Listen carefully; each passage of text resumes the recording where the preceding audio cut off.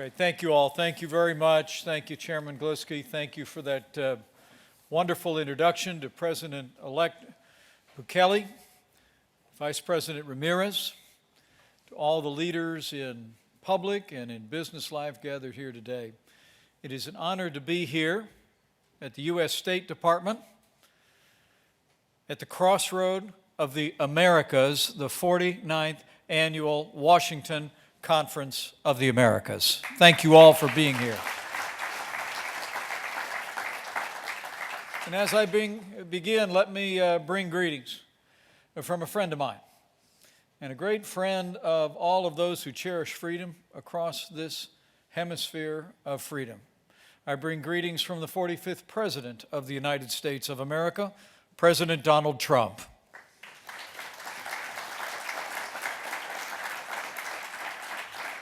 Before I begin, let me reflect on some welcome news. Last fall, we made clear to Aung San Suu Kyi of Burma that the arrest and jailing of 2 journalists was deeply troubling to millions of Americans, and we urged their release. Today, the world learned those 2 Reuters journalists were released after spending more than 500 days in prison where they'd been jailed simply for doing their job, reporting atrocities committed against the Rohingya people. In America and across this hemisphere, we believe in democratic ideals, including the freedom of expression and the freedom of the press, and we welcome the release of these 2 journalists. And we hope their release signals a positive and permanent respect for a free and independent press. But what brings us here today is to discuss the theme of this conference, which is disruption and transformation in the Americas. And it is unquestionable that over the last 2 years, there has been profound transformation across Latin America. Since the earliest days of this administration, President Trump has worked with our partners in the region to build a safer, stronger, and more prosperous Western Hemisphere. And the results speak for themselves. Under the BUILD Act, we've pledged up to $60 billion in development financing to help our partners build infrastructure they need to grow. We've expanded access to affordable American-made energy through our America's Crease initiative.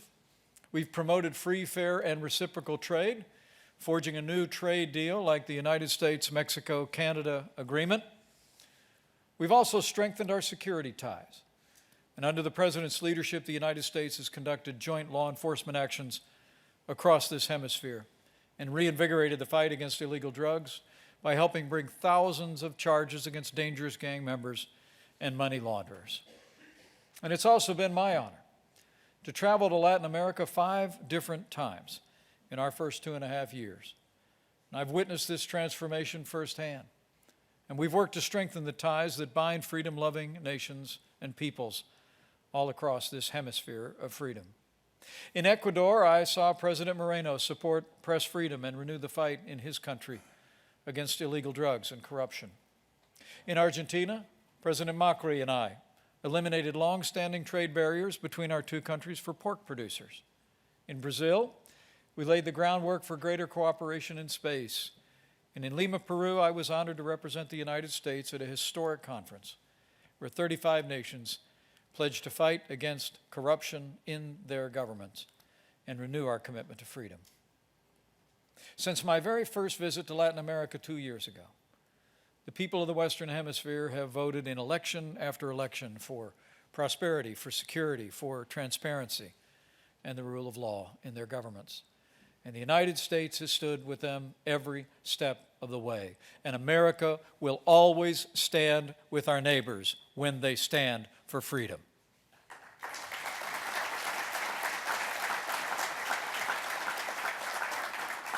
As President Trump said in his first address to the United Nations, in his words, nations of the world must take a greater role in promoting secure and prosperous societies in their own regions. And as the largest trading partner and source of investment in the Western Hemisphere, that's exactly what America has done. As the President also promised, a new day is coming in Latin America, and so it is. Across the Western Hemisphere, socialism is dying, liberty and prosperity and democracy are being reborn right before our eyes. So there's been transformation. over the last 2 years. But as we all know, there's been extraordinary disruption as well. And today, the single greatest source of disruption, the single greatest disruptor of peace and prosperity in the Western Hemisphere, has come from the regime of Nicolas Maduro in Venezuela and from their desperate attempts to cling to power. Venezuela's neighbors know better than anyone how hard it is to bring liberty to a land that has long lived under dictatorship. And today, the United States of America reaffirms our commitment to the Venezuelan people and to our partners in the region. We will continue to stand with the people of Venezuela until libertad is restored.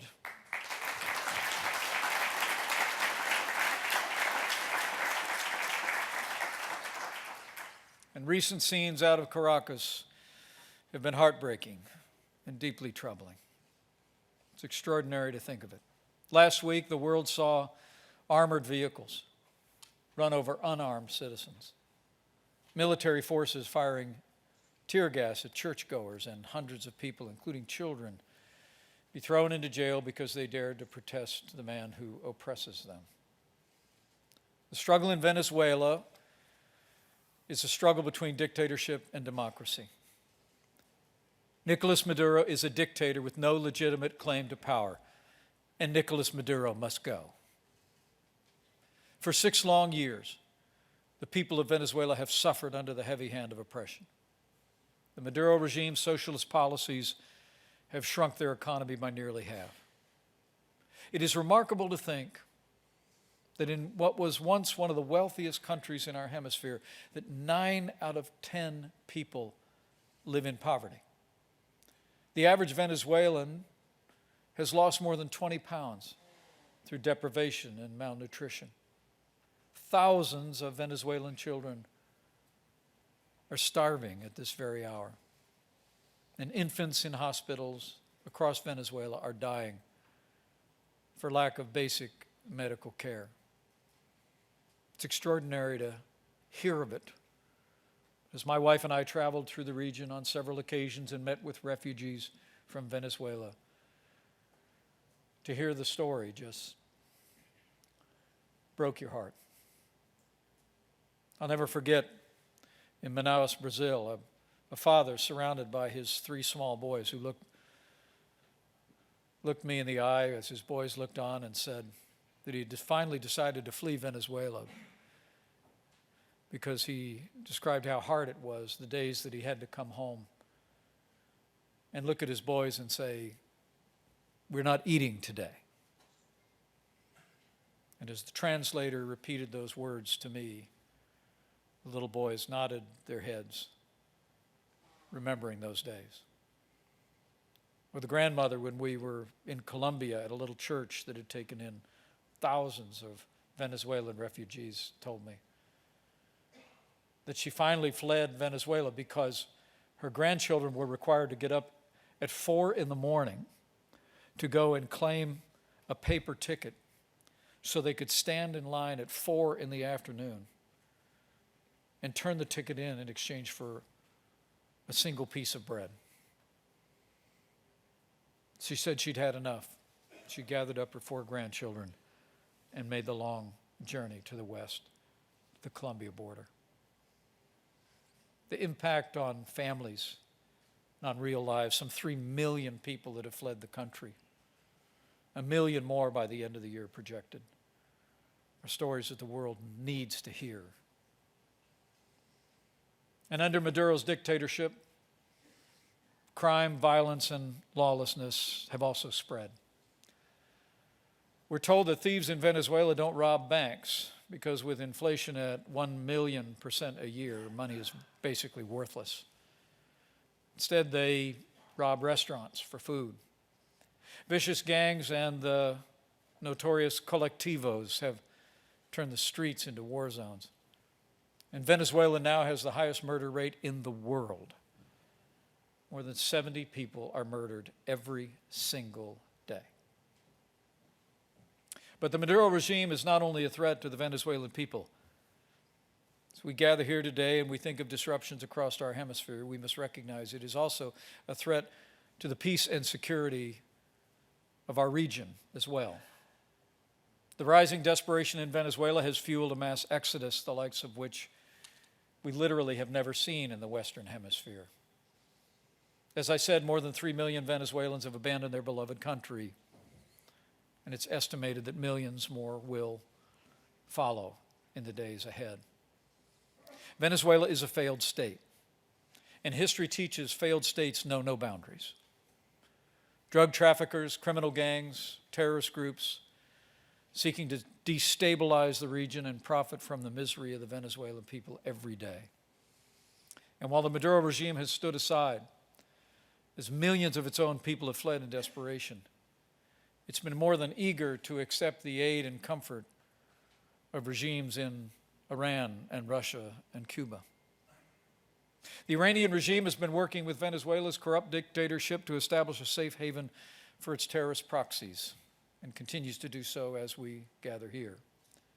Last month, a high-level delegation from Iran's foreign ministry celebrated a very public launch of direct air service between Caracas and Tehran by Mahan Air, a blacklisted airline controlled by Iran's Revolutionary Guard Corps, which President Trump recently designated as a terrorist organization.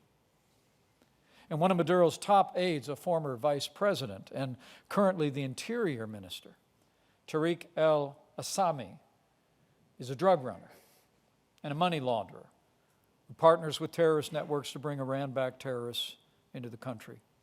And today, Hezbollah is working to extend its dangerous network throughout Venezuela and from there throughout our hemisphere. And while Iranian terrorists build safe havens, despite their denials, it's clear that Russia also seeks a foothold in this hemisphere in Venezuela. Moscow is the Maduro regime's biggest weapons supplier. In exchange for bartered Venezuelan oil, Russia provides military jet fighters and acts as a lender of last resort. Last month, Russia sent 2 military transport planes to Caracas in a show of support for the embattled regime. But no one has done more to support the corrupt Maduro regime than the communist leaders of Cuba. For nearly 2 decades, the Havana regime has sent thousands of Cuban teachers, engineers to Venezuela to prop up the failing regime. Cuban agents control the levers of power in many government agencies, especially the military and intelligence services. As we saw last week, key decisions about Venezuela's future are as much made in Havana as they are in Caracas. Venezuela isn't merely a Cuban client. The people of Venezuela are essentially Cuba's hostage. And Cuba has robbed Venezuela of more than her freedom. She's stripped her of her wealth. Some estimates claim Cuba has extracted more than $35 billion in Venezuelan oil since 2005. In short, the struggling people of Venezuela aren't just the victims of one dictatorship. The people of Venezuela are the victims of 2 dictatorships. So this is the company that Nicolas Maduro keeps.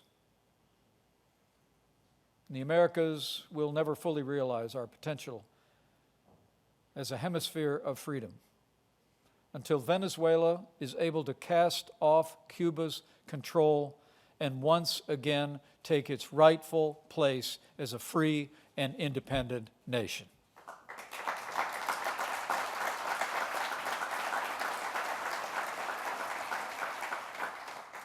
But for all the suffering across the country in cities large and small, it is inspiring to see the Venezuelan people rising up. As President Trump said not long ago, the fight for freedom in Venezuela has just begun. 4 short months ago, after Nicolas Maduro was sworn into a second term stolen in a sham election, the National Assembly, the only duly elected body in Venezuela, exercised its power under the Constitution and recognized a new leader, interim President Juan Guaidó. At President Trump's direction, the United States was proud to be the first nation on earth to recognize interim President Juan Guaido as the legitimate president of Venezuela, and now more than 50 nations around the world have joined us. And all across this Western Hemisphere, nations have been standing up to declare their support for President Guaido. 2 months ago, the Inter-American Development Bank voted to seat President Guaido's representative. Last month, the G7 foreign ministers issued a statement saying that the May 2018 presidential election lacked legitimacy and called on the Maduro regime, in their words, to, quote, restore the authority of the National Assembly. And the OAS, the oldest regional organization in the world, voted to stand with the Venezuelan people and recognize Guaido's government as the only true representative of Venezuela.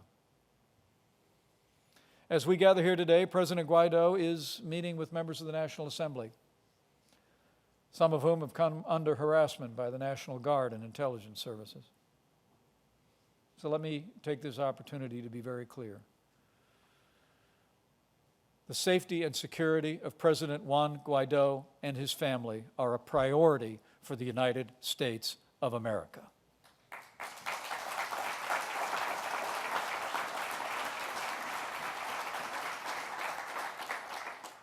The United States has been tough, stood strong for freedom in Venezuela.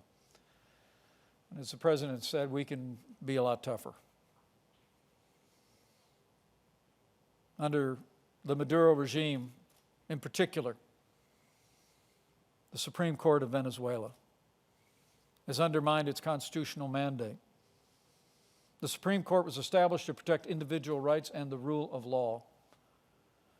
But sadly, of late, it has become a political tool for a regime that usurps democracy, indicts political prisoners, and promotes authoritarianism. It is time for the Supreme Court in Venezuela to return to its founding purpose. If the Supreme Court of Venezuela does not return to its constitutional mandate to uphold the rule of law, the United States of America will hold all 25 of its magistrates accountable for their actions.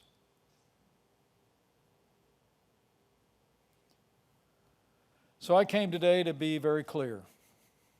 The United States of America will continue to exert all diplomatic and economic pressure to bring about a peaceful transition of democracy in Venezuela. But to those who continue to oppress the good people of Venezuela, know this: all options are on the table. Nations across the world have spoken with a clear voice. And the time has come for freedom-loving nations also to begin to prepare. Prepare for a brighter future for the people of Venezuela after Maduro is gone.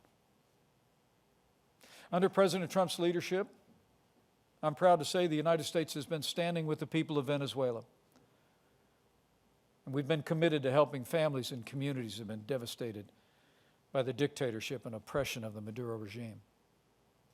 We positioned more than 500 metric tons of food and humanitarian supplies on the Venezuelan border, ready for immediate distribution. The American people have provided nearly $260 million in aid to support displaced Venezuelans and the host nations that support them so generously.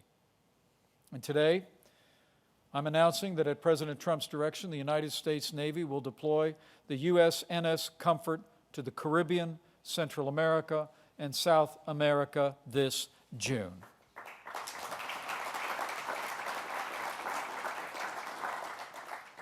The Comfort will embark on a 5-month humanitarian mission to address the Venezuelan crisis.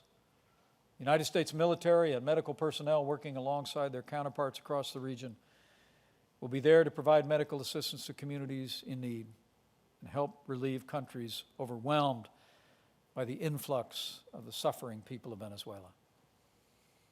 And while the United States has sanctioned more than 150 government officials and state-owned businesses loyal to the dictator, America has also made it clear that these sanctions need not be permanent. Just as the National Assembly has promised to provide amnesty to anyone who has not committed a war crime, so too the United States of America will consider sanctions relief for all those who step forward, stand up for the Constitution, and support the rule of law. Like General Manuel Christopher Figuera, the former chief of the Venezuelan intelligence service, who just last week broke ranks with the Maduro regime and rallied to the support of the Venezuelan Constitution and the National Assembly. In recognition of his recent actions in support of democracy and the rule of law, I am announcing today that the United States of America is removing all sanctions on General Manuel Christopher Figuera effective immediately. As President Guaido builds a brighter future for Venezuela, we hope the action that our nation is taking today will encourage others to follow the example of General Christopher Figuera and members of the military who've also stepped forward and taken a stand for the Bolivarian Constitution and Libertad.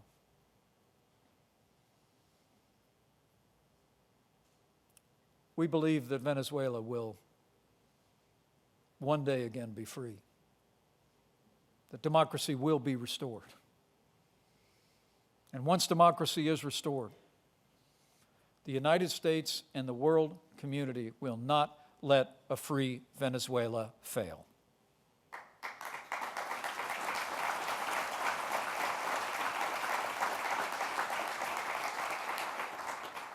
We will help the fledgling Venezuelan democracy regain its footing.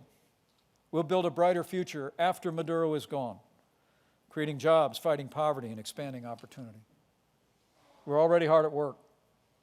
Freedom-loving countries of the Lima Group and the G7 are helping to build support for Venezuela at institutions like the IMF, the World Bank, the Inter-American Development Bank. Together, we will get aid to Venezuelan families and rekindle access to trade finance so that Venezuelans can get goods back on the shelves, extend lines of credit for new businesses, and help the Venezuelan government meet its basic needs. Once Venezuela's democracy is restored, Venezuela's future will be bright. And let me be clear, there can be no bystanders in the cause of freedom in Venezuela, across this hemisphere or across the world.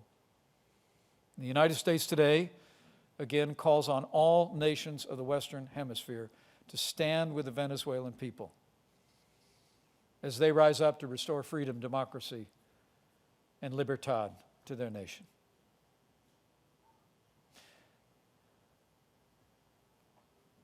Freedom springs from the hearts of people all over the world. But as history records, it has always sprung in particular from the hearts of people here in the New World. And I believe with all my heart that freedom will continue to reign, not only across this land, but across this hemisphere of freedom. And Venezuela will one day be free. For in the words of Simón Bolívar,